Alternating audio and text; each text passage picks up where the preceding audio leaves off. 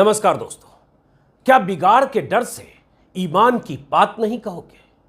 करीब 100 साल पहले लिखी गई प्रेमचंद की कहानी पंच परमेश्वर में किरदार की जुबान से निकली ये लाइन दिमाग में तब कौंधने लगती है जब सच बोलने का जोखिम लेने का वक्त होता है। आज भी ये जोखिम मोल ले रहा हूं, ऐसा बोलने का जोखिम जो पॉपुलर सेंटिमेंट के खिलाफ है, ऐसा सच जो बड़ी भीड़ के सेंटिमेंट के खिलाफ है, ऐसे एनकाउंटर के खिलाफ है, ऐसा सच जो देश की सत्ता के हर फैसले पर जश्न मनाती देश की बड़ी आबादी की मानसिकता के खिलाफ है, जो कायदे कानून और न्यायिक व्यवस्था की धज्जियां उड़ाकर लगातार हो रहे एनकाउंटर पर झूमती भीड़ की कट्टर सोच के खिलाफ है। फिर भी बिगाड़ की चिंता छोड़कर ईमान की बात करने का जोखिम मोल ले रहा हूं। वो ये कि संविधान और कायदे कानून से चलने वाले इस देश में बड़े बड़े गुनाह की सजा देने के लिए अदालतें हैं, कानून की किताबों में दर्ज धाराएं हैं, जेलों की सलाखें हैं, फांसी के फंदे हैं, उम्र कैद से लेकर फांसी तक की सजाओं के प्रावधान हैं।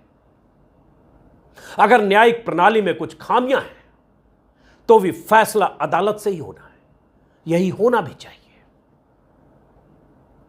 सुप्रीम कोर्ट ऐसे एनकाउंटर को लेकर कई बार सवाल उठा चुका है और साफ निर्देश भी जारी कर चुका है।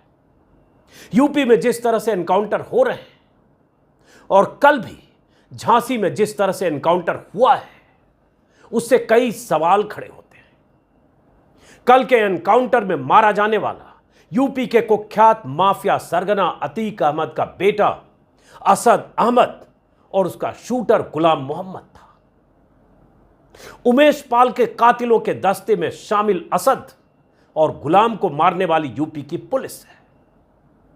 चैनलों से लेकर सोशल मीडिया पर तैरती इनकाउंटर की तस्वीरों पर जश्न मनाती देश की बहुत बड़ी जनता है, बहुत बड़ी आबादी है। मीडिया के तमाम साथी हैं, बीजेपी के नेता हैं, माफिया को मिट्टी में मिला देंगे जैसे बयान देने वाले योगी आदित्यनाथ की शान में कसीदे पढ़ने वाले समर्थकों की बहुत बड़ी फौज है। ठीक किया ठोक दिया, ठीक किया शूट किया, ठीक किया मिट्टी में मिला दिया, वाह योगी जी वाह। सोशल मीडिया पर गूंजते ऐसे नारे हैं। इन सब के बीच ये कहना कि ऐसे एनकाउंटर देश की न्यायिक व्यवस्था का भी एनकाउंटर करते हैं, बहुत जोखिम वाला काम है। ऐसे दौर में यह कहना कि किसी को सजा देने का अधिकार अदालत को है, ऐसे दौर में यह कहना कि उम्र कैद से लेकर सजाए मौत तक के फैसले अदालतों की चौखटों के भीतर होने चाहिए, न कि पुलिस या गोली से, बहुत जोखिम वाला काम है। पॉपुलर सेंटिमेंट के खिलाफ जाकर अपनी बात कहने के तमाम खतरे हैं। गालियों की बौछारों से नवाजे जाने की आशंका है। एंटी नेशनल और पाकिस्तान परस्त के तमगे से नवाजे जाने का खतरा है। इसलिए बहुत से लोग जो ये मानते भी हैं कि ऐसे एनकाउंटर न्यायिक प्रक्रिया का भी एनकाउंटर है, बोलने से कतराते हैं, गुरेज करते हैं। भला कौन गालियां सुनना चाहेगा या कानून और संविधान की बात उठाकर भीड़ की फायरिंग लाइन में कौन आना चाहेगा? उस भीड़ की जो ऐसे हर एनकाउंटर पर जश्न मनाती है। यही एक बड़ी वजह है कि तमाम ऐसी आवाजें मौन है और एनकाउंटर पर जश्न मनाने वाली आवाजें मुखर है, हिंसक है, शोर में तब्दील होकर वाह वाह कर रही है। इसमें कोई शक नहीं कि अतीक के बेटे और उसके शूटरों ने जिस ढंग से उमेश पाल को उनकी देहरी तक पहुंचकर मारा था, गोलियों से जख्मी होकर भागते उमेश पाल और उनके सुरक्षा कर्मियों पर गोलियों और बमों की बारिश की थी, उसके बाद हर हाल में इन सबको सख्त से सख्त सजा मिलनी ही चाहिए थी, चाहे वो सजा फांसी क्यों न होती। लेकिन यह सजा अदालत से मिलनी चाहिए थी। मिली पुलिस की गोलियों से। पुलिस की एक थ्योरी है जिसकी हकीकत जांच से पता चलेगी।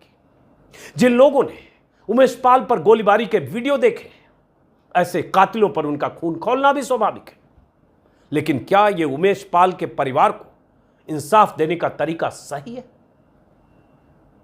क्या पीड़ितों को इंसाफ और कातिलों को सजा अदालत से मिलेगी या पुलिस की गोलियों से, एनकाउंटर से?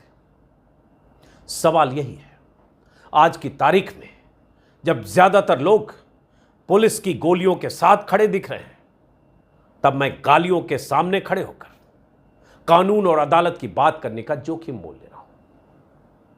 यह जोखिम उस दिन भी मोल लिया था जिस दिन विकास दुबे की गाड़ी पलटी थी और उसका एनकाउंटर हुआ था। उस दिन भी मोल लिया था जब हैदराबाद में बलात्कार के 4 आरोपियों को गोलियों से भून दिया गया था। बाद में पता चला वो फेक एनकाउंटर था। और ऐसे वक्त में फिर दोहरा रहा हूं, जब भीड़ की फायरिंग लाइन में आने के खतरे हैं, मैं ऐसा कहने का जोखिम इसलिए मोल ले रहा हूं क्योंकि मैं कायदे कानून से सजा और इंसाफ का पक्षधर हूं, न कि पुलिस या गोली और बुलडोजर से। कल से सोशल मीडिया पर बहुत से लोग एक लिस्ट शेयर कर रहे हैं जिसमें यूपी के ऐसे बाहुबलियों के नाम हैं जो एक खास बिरादरी के माफिया हैं, दबंग और आपराधिक इतिहास वाले नेता हैं। उस लिस्ट में उनके नाम के साथ उनके खाते में दर्ज मुकदमों की संख्या है, उनके इलाके का जिक्र है। नाम पर एक बार आप नजर डालिए। कुलदीप सेंगर, ब्रजेश सिंह, धनंजय सिंह, राजा भैया, सोनू सिंह, मोनू सिंह, चुलबुल सिंह, विनीत सिंह, पिंटू सिंह, उदयभान सिंह, अजय सिंह, सनी सिंह और ऐसे बहुत से सिंह ऐसे नाम वाले खास बिरादरी के माफिया के तौर पर इस लिस्ट में दर्ज है। कुछ लोग सवाल पूछ रहे हैं कि इस लिस्ट में शामिल माफिया के खिलाफ योगी ने बुलडोजर और गोलियों का इस्तेमाल क्यों नहीं किया?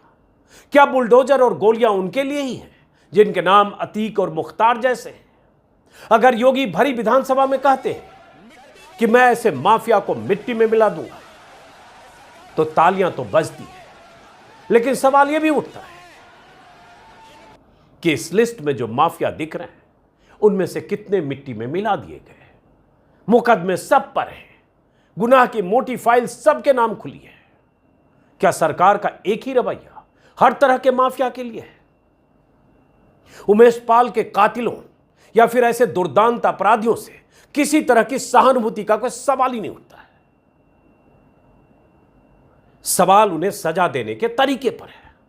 वो कातिल थे, कत्ल किया, सबूत सामने है, लेकिन सजा देने का तरीका, ये सवाल चंद लोग ही सही लेकिन वो पूछ रहे हैं। तभी तो यूपी काडर के पूर्व आईएएस अधिकारी ने सूर्य प्रताप सिंह ने ट्विटर पर लिखा, एनकाउंटर में मारे गए अपराधियों के प्रति कोई संवेदना नहीं, लेकिन फेक एनकाउंटर न्याय व्यवस्था पर कुठाराघात है। हालांकि मैं कहूंगा अभी फेक है या नहीं है यह जांच से पता चलेगा। उन्होंने लिखा, अपराधियों को पकड़िए, कोर्ट से फांसी तक की सजा दिलवाइए। एनकाउंटर पॉलिटिक्स वोट के लिए धर्म आधारित नहीं होनी चाहिए। हर जाति धर्म का माफिया मिट्टी में मिले।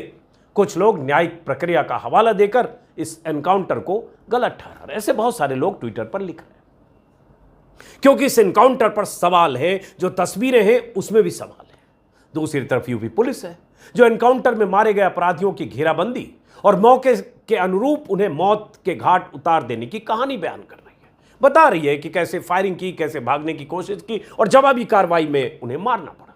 यूपी के डीजीपी राजकुमार विश्वकर्मा का वो बयान है जिसमें वो कह रहे हैं कि सीएम की मंशा के अनुरूप माफिया और अपराधियों के खिलाफ अभियान जारी रहेगा।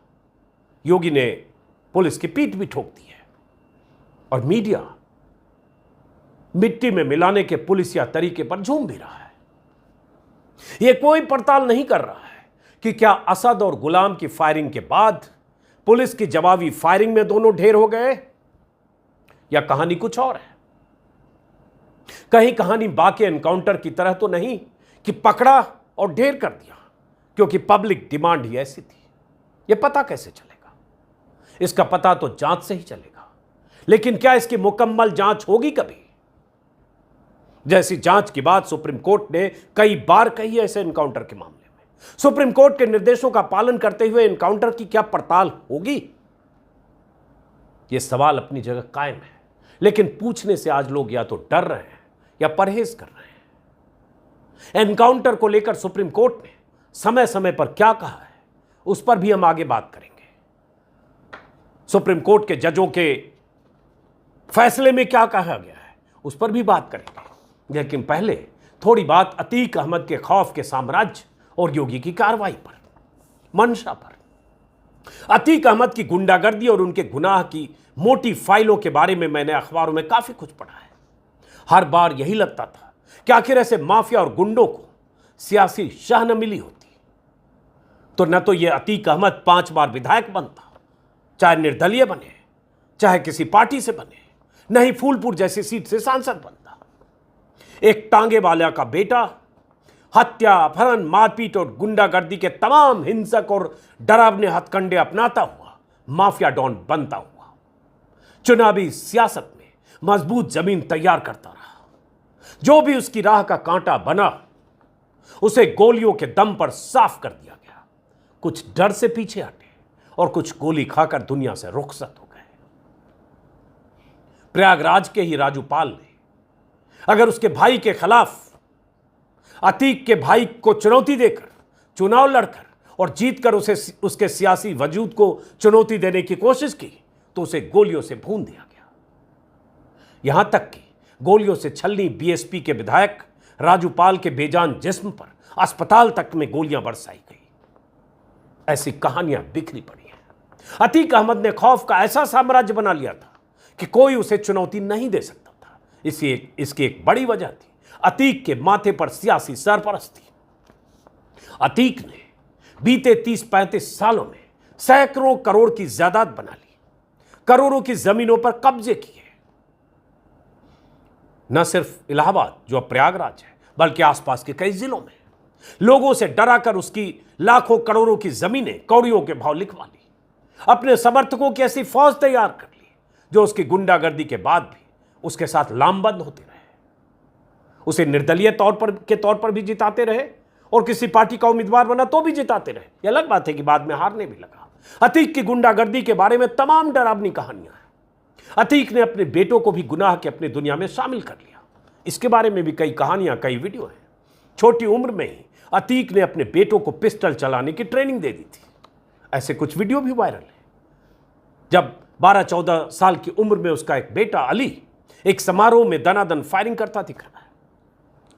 अतीक के 2 बेटे अहमद और अली अब जेल में, 2 छोटे बेटे अहजम और अबान बाल सुधार गृह में, और करीब 20 साल का 19 साल का तीसरा बेटा असद जेल के बाहर था। वही अतीक के धंधे को संभाल रहा था। उसी ने उस दिन फायरिंग की थी और वही अब मारा गया है। मुलायम सिंह यादव और मायावती से लेकर अखिलेश यादव के सरकारों में मिले संरक्षण का ही नतीजा था कि अतीक से लेकर मुख्तार जैसे डॉन ने यूपी में अपराध का इतना बड़ा साम्राज्य बना लिया। सत्ता में पैठ की वजह से उनका कोई कुछ बिगाड़ नहीं पाया। लेकिन सवाल तो यह भी है कि क्या गुनाह की दुनिया में, गुनाह की दुनिया के रास्ते अतीक और मुख्तार जैसे लोगों ने ही सियासत में अपना पांव जमाया? यह ब्रजेश सिंह से लेकर धनंजय सिंह और ब्रजभूषण शरण सिंह जैसे बाहुबली भी हैं। पिंटू सिंह, चिंटू सिंह, टुनमुन सिंह, न जाने कितने सिंह, वो भी तमाम चेहरे हैं जिनका सोशल मीडिया में तैर रही तस्वीरों में नाम है, जिक्र है। क्या इस लिस्ट में शामिल कई नाम ऐसे नहीं हैं जिन्हें बीजेपी राज में पुलिस की गोलियों या बुलडोजर का डर नहीं है? क्या ये किसी खास बिरादरी का होने की वजह से बेफिक्र नहीं है? इनमें से कितनों को मिट्टी में मिलाने की तैयारी हो रही है? यूपी के पूर्व सीएम अखिलेश यादव ने अतीक के बेटे असद और शूटर गुलाम मोहम्मद के एनकाउंटर के बाद ट्विटर पर लिखा, झूठे एनकाउंटर करके बीजेपी सरकार सच्चे मुद्दों से ध्यान भटकाना चाह रही है। भाजपाई न्यायालय में विश्वास नहीं करते हैं। आज के हालिया एनकाउंटरों की भी गहन पड़ताल हो और दोषियों को न छोड़ा जाए। सही गलत के फैसलों का अधिकार सत्ता का नहीं होता है। यह अखिलेश यादव ने कल एनकाउंटर की खबर के बाद ट्वीट किया। यही बात अखिलेश यादव ने मीडिया के कैमरों के सामने भी कहा कि यूपी में फेक एनकाउंटर हो रहे हैं। अखिलेश के इस बयान के बाद बीजेपी की पूरी ब्रिगेड उन पर टूट पड़ी। पूरी ट्रोल आर्मी ने अखिलेश यादव और मुलायम सिंह यादव के साथ अतीक अहमद की तस्वीरें वायरल करते हुए उनके पुराने रिश्तों को लेकर बहुत कुछ लिखा। यह बताया कि आप लोगों की सरपरस्ती में वो इतना बड़ा माफिया डॉन बना। लेकिन जवाब में तस्वीरें ऐसी भी आई जिसमें अतीक अहमद योगी राज में योगी के मंत्री नंद गोपाल नंदी के साथ दिख रहे हैं, हंसते मुस्कुराते हुए, आत्मीय क्षण। नंदी प्रयागराज की ही एक सीट से विधायक है बीजेपी के। अपने अंदाज में सवाल तो यूपी की पूर्व सीएम मायावती ने भी उठाया, लेकिन ज्यादातर विपक्षी नेताओं ने एनकाउंटर पर सवाल उठाने के खतरे को समझकर चुप्पी साध ली। पता नहीं वो खतरा मैं क्यों बोल रहा, लगा बोलना तो चाहिए। सियासी आरोप प्रत्यारोप अपनी जगह है, लेकिन इसमें कोई शक नहीं कि अतीक अहमद को सियासी संरक्षण मिलने का ही नतीजा था कि उसने खौफ का ऐसा साम्राज्य बना लिया था।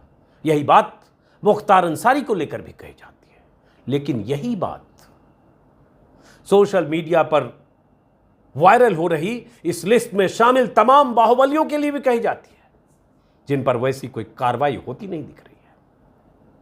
नाम तो मैंने पहले ले ही लिया, यहां स्क्रीन पर आप पढ़ लीजिए। योगी आदित्यनाथ को पता है कि ऐसे एनकाउंटर से उनका वोट बैंक बढ़ने वाला है। उन्हें पता है कि ऐसे एनकाउंटर के बाद बहुसंख्यक आबादी उनकी सियासी जमीन को और मजबूती करेगी। तभी तो वो मिट्टी में मिलाने वाला बयान भी देते हैं और पुलिस या गोली के दम पर मिट्टी में मिलाने के कवायद भी हो रही है। लेकिन इस लिस्ट में शामिल नामों को छोड़कर ऐसा लोग कह रहे हैं। योगी को पता है कि अतीक अहमद और मुख्तार अंसारी से लेकर आजम खान तक के खिलाफ हर कार्रवाई पर बहुसंख्यक आबादी जश्न ही मनाएगी, उनके वोट बैंक में इजाफा ही होगा, और यही हो भी रहा है। रही बात एनकाउंटर की, तो योगी सरकार में बीते 6 साल में 6 साल के दौरान 183 एनकाउंटर हुए हैं।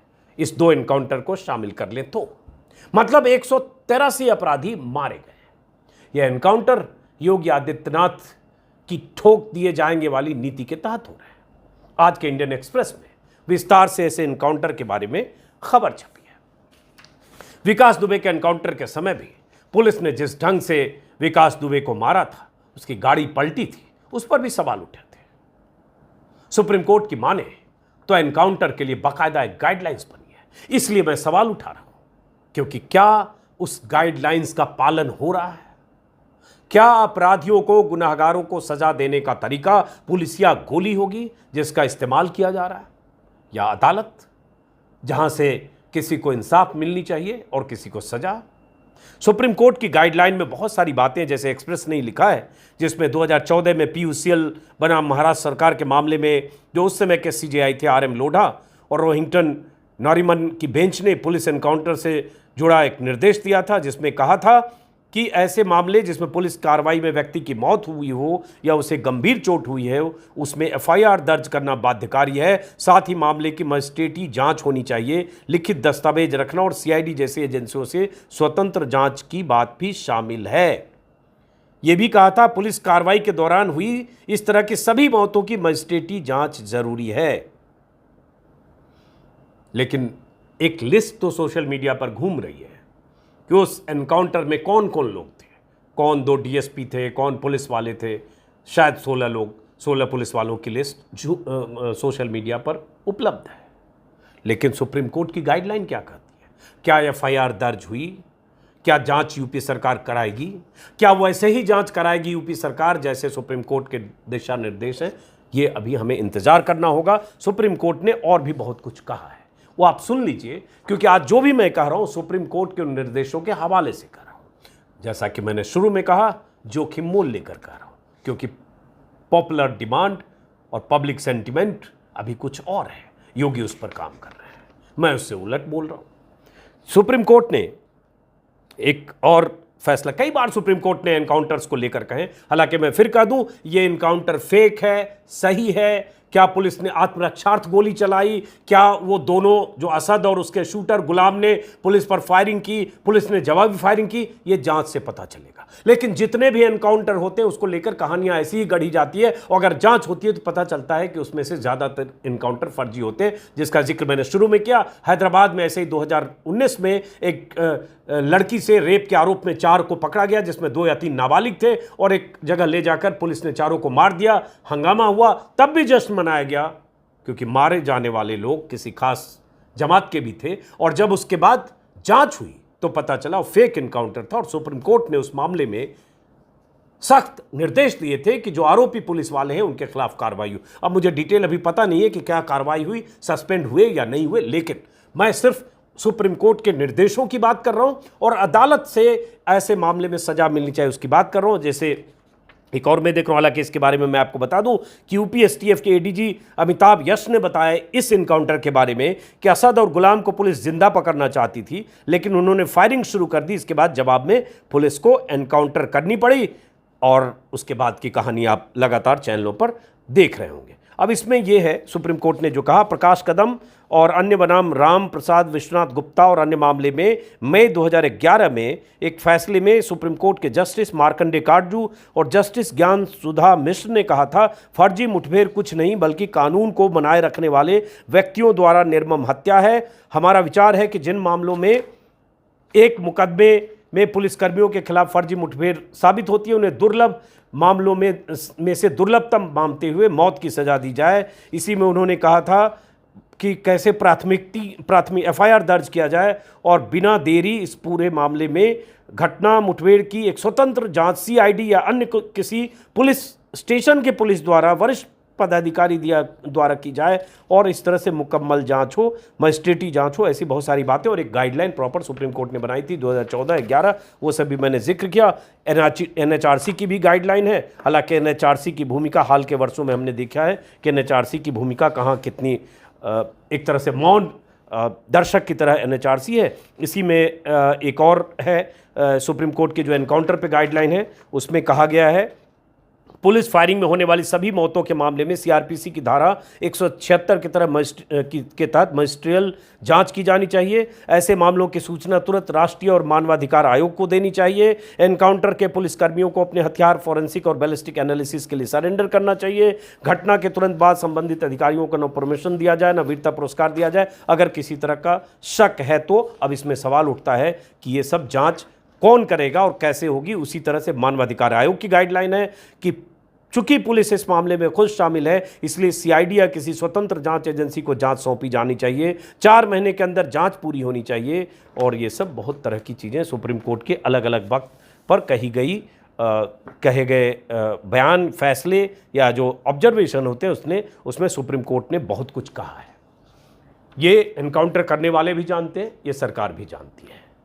तो सवाल वही कि फैसला अदालत करे, फैसला कानून की किताबों के मुताबिक हो या फैसला ऑन द स्पॉट हो, जैसे इसमें इंस्टेंट जस्टिस हुआ जिसको योगी मोदी समर्थक कर रहे हैं। और अगर इस तरह से होने लगेगा तो कई बार कैसे लोग पुलिस के शिकंजे में फंस सकते हैं कहने की जरूरत नहीं। हालांकि इस केस में असद और उसके साथ जो शूटर थे, जो बमबाज था जिसमें कोई गुड्डू मुस्लिम भी था, 2 एक मारे भी गए, वो सब लोग वीडियो कैमरे में सीसीटीवी में कैद है और साफ साफ पुलिस के पास सबूत है कि इन लोगों ने कैसे गोलियां बरसाई, कैसे बम फेंका, कैसे उसके बम से पुलिस वाला मारा गया, सब चीज वीडियो में।